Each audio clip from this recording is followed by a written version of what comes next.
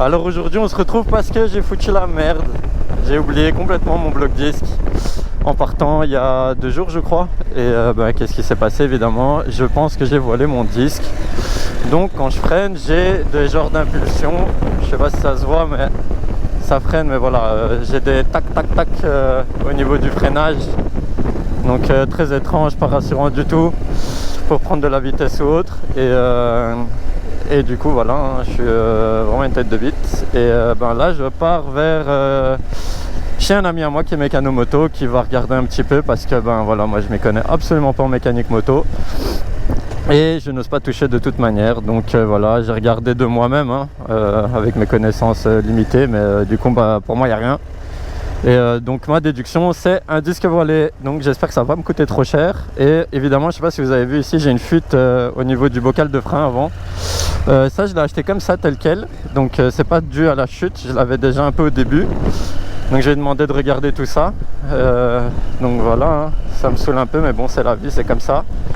Donc en tout cas moi je vous conseille d'avoir un beau petit cordon de rappel sur vos cale-disques, parce que sinon voilà, si vous êtes tête en l'air, voilà ce qui arrive, on tombe et voilà, on n'est pas à l'abri de plier quelque chose ou de casser quelque chose hein.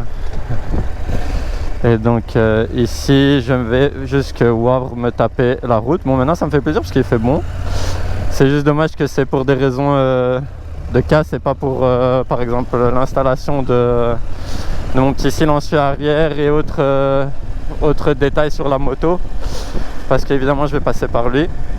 Travail nickel comme à chaque fois, donc voilà, j'espère vraiment que c'est pas trop grave, parce que j'avoue que ça me saoulerait un peu de juste avant de partir ici dans les Vosges devoir claquer une petite somme dans les réparations. Maintenant je pense que si j'ai regardé la paire de disques c'est 200 balles, donc ça va encore, même si voilà, clairement c'était pas prévu et ça fait un peu chier.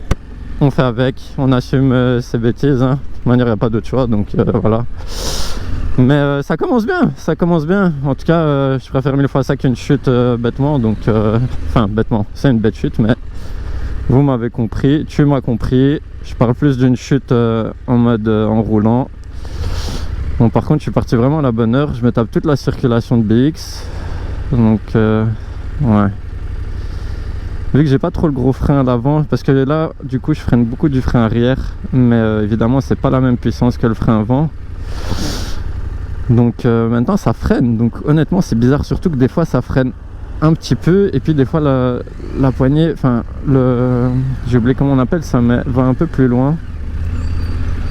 Donc voilà, donc on fait quand même mollo. Bon, le but c'est quand même d'arriver pour 18 h, voire peut-être avant, et pas donc voilà, j'essaie de freiner mais vraiment progressivement hein, du frein avant, sinon c'est que sur du frein arrière et sur les vitesses. Hop hop hop hop hop.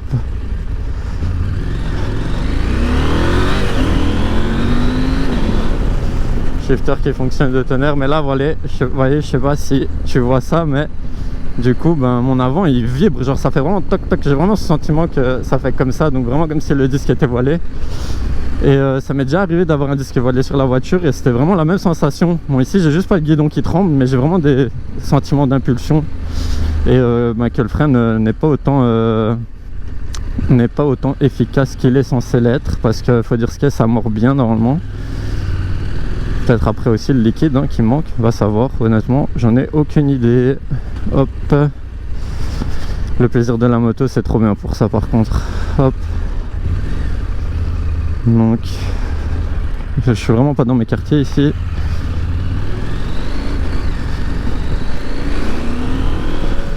Hop hop.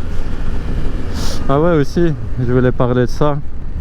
C'est vrai que j'ai acheté mon SP Connect, enfin j'ai acheté la coque SP Connect parce qu'avant ça j'étais chez Quadlock, et la vérité, dis-moi ce que t'en penses, mais je trouve que Quadlock est 1000 fois mieux, franchement, pour le fait que je puisse tourner le téléphone en mode horizontal ou vertical.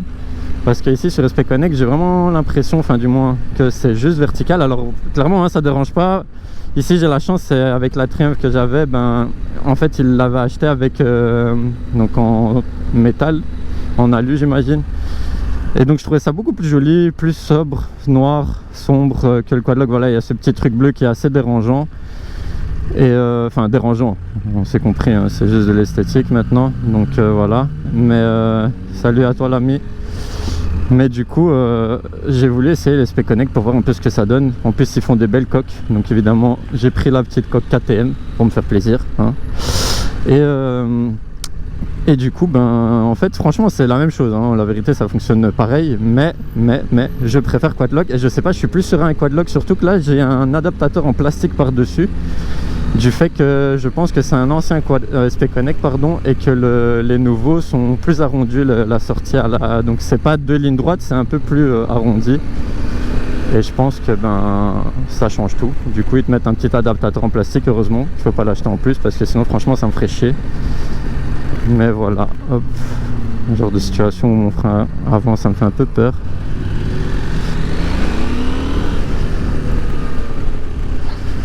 Hop.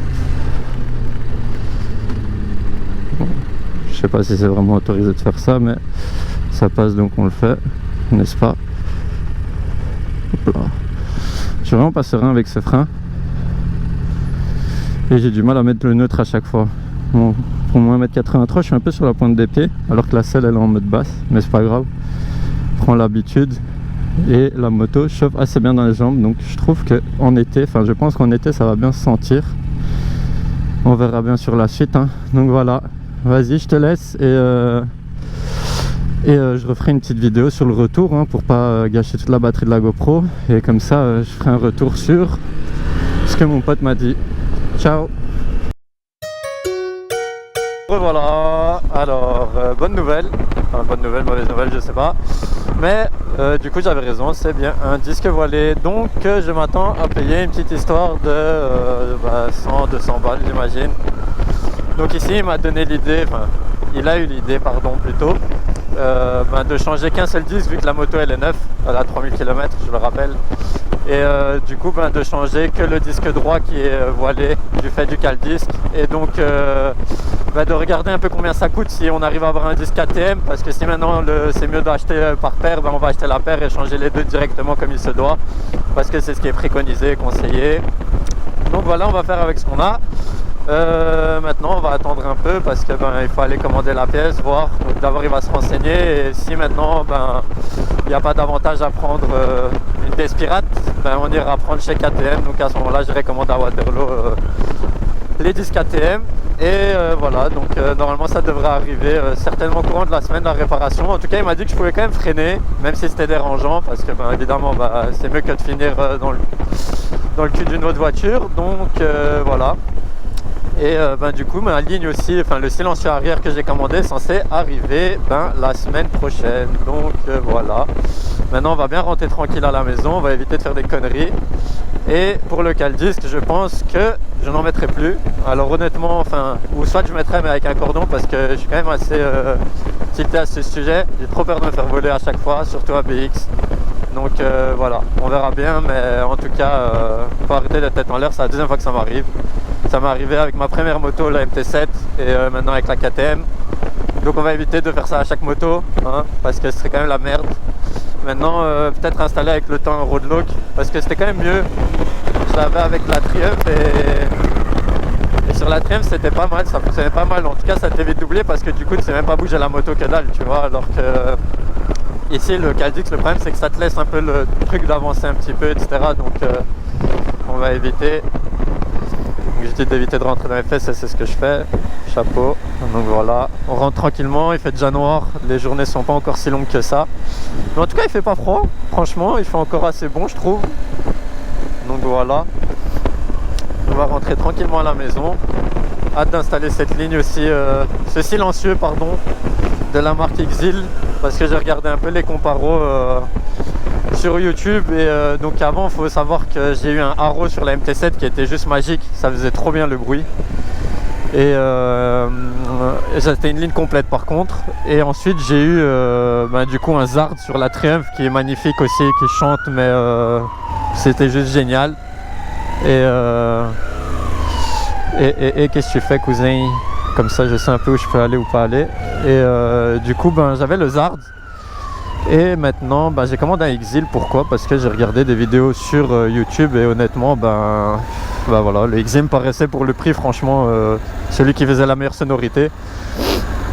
Donc c'est juste le silencieux arrière, donc il est un peu plus court, mais le projet sur cette KTM aussi c'est de faire un peu rallye raid, donc garde-boue avant changé, etc.